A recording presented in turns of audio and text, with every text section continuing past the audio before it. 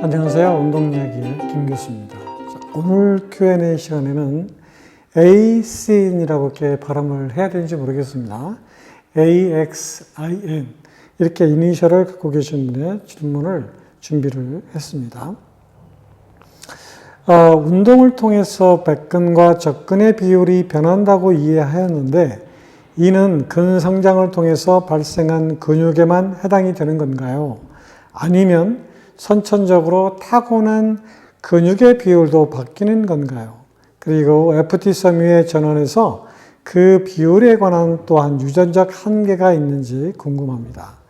역도와 같은 스트렝스 훈련을 진행했을 때 ST 섬유와 FT 섬유의 전환은 크게 일어나는 것은 알겠지만 미세하게 FT 섬유의 비율이 높아질 것이고 FT 섬유 중에서도 타입 2X의 비율도 같이 상승하는 건가요? 그리고 속근의 비율이 높을수록 직경이 더 강한 힘을 낼 수 있다고 하셨는데 보디빌더나 리프팅 선수들을 비교해 보았을 때 전반적인 볼륨은 보디빌더가 더 큰데 스트렝스 측면에서는 저조한 양상이 발생하는 이유도 궁금합니다. 상당히 이제 광범위하게 질문을 많이 주셨어요. 그 중에서 이제 제가 좀 간추려서 말씀을 드려볼게요. 일단 근섬유 타입에 대해서 물어보셨거든요. 인간의 근섬유 타입은 크게 ST와 FT로 구분 짓는데 이 FT는 다시 FTA와 FTB로 구분되는데 이 B가 이제 FTX 이렇게 바뀌었다고 얘기를 했었죠. 이게 타입 1이고 이게 타입 2다 이렇게 얘기를 했습니다. 자, 그러면 사람은 운동을 통해서 근섬유 타입이 바뀔 수 있느냐? 즉 ST 섬유에서 FT 섬유로 바뀔 수가 없고요. 또 FT 섬유에서 ST 섬유로도 운동을 통해서 바뀔 수가 없습니다. 그 이유는 뭐냐면 사람은 태어날 때부터 근섬유의 비율이 거의 정해져서 태어난다는 거죠. 그러니까 이것은 태어날 때 ST 비율이 보통 50대 50이냐 또는 45대 65냐 이런 비율들이 선천적으로 타고난다는 거죠. 그러니까 이것은 어떤 얘기냐면 유전적으로 굉장히 강한 힘을 가지고 있다 이렇게 얘기를 할 수가 있습니다. 그러면 운동을 통해서 뭘 일으키냐면 근의 비대를 일으키잖아요. 그러면 이 근비대를 일으키는 근섬유에서도 이 섬유 타입이 변할 수 있느냐? 결론적으로 변할 수 없다. 이렇게 말씀을 드리고 싶습니다.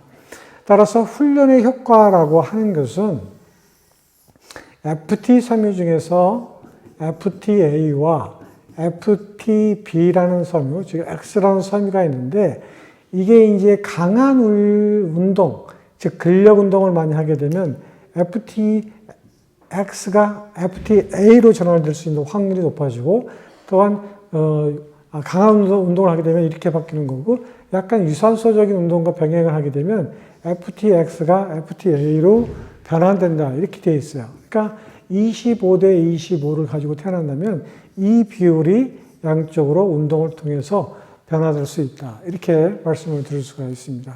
그러면 앞에서 얘기한 그런 내용들이 다 포함이 돼서 이해가 되시겠죠? 그러니까 훈련의 효과라기보다 머슬 타입의 비율은 유전적으로 타고난 것인데 다만 훈련의 효과에서 볼 수 있는 것은 FT, 즉 타입 2 섬유에서의 비율이 조금 변화될 수 있다. 그래서 그 섬유의 비율이 그 운동의 효과다. 이렇게 얘기를 하는 거죠. 그 다음에 두 번째 질문은 역도와 같은 스트렝스 훈련을 진행했을 때 FT와 ST 섬유와 FT 섬유의 전환은 크게 일어나지 않겠지만 크게 일어나지 않는 게 아니라 일어나지 않습니다. 미세하게 FT 섬유 중에서도 타입 2X의 비율도 같이 상승하는 건가요?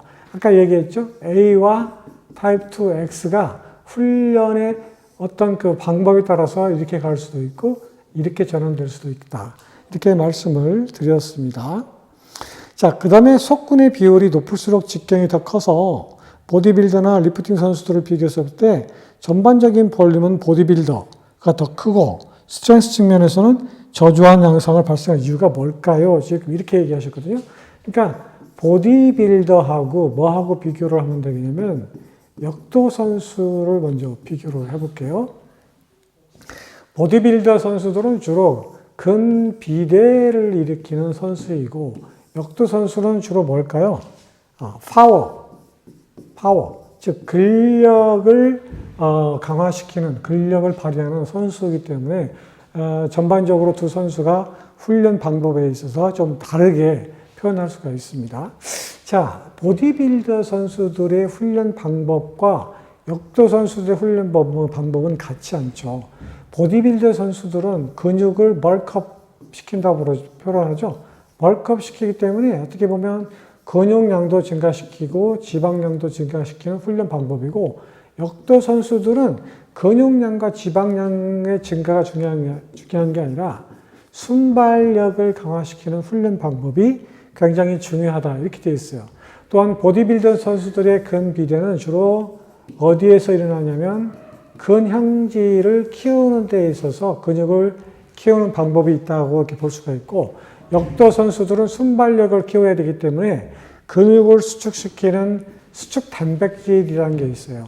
액틴하고 필라멘트의 수축력을 강화시키는 그런 차이가 있기 때문에 엄격하게 말하면 보디빌더 선수와 역도 선수들이 조금 다르다고 볼 수가 있고요. 두 선수를 굳이 비교를 한다고 하자면 글쎄요, 근력과 근지구력에 있어서도 두 선수가 상당한 차이가 있다, 이렇게 표현할 수 있거든요.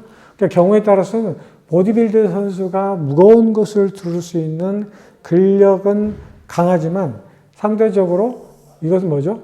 스피드를 요하는 그런 그 강한 힘을, 또 폭발적인 힘을 내야 되기 때문에 그 보디빌더와 역도 선수들의 훈련 방법에 따라서 근비대가 일어나는 방법이 조금 달라서 그러한 차이를 보일 수도 있다, 이렇게 생각하시면 되겠습니다.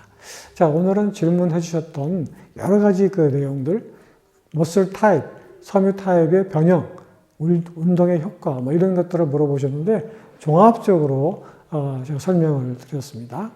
자, 다음 Q&A에서 다시 인사드리도록 하겠습니다. 안녕히 계세요.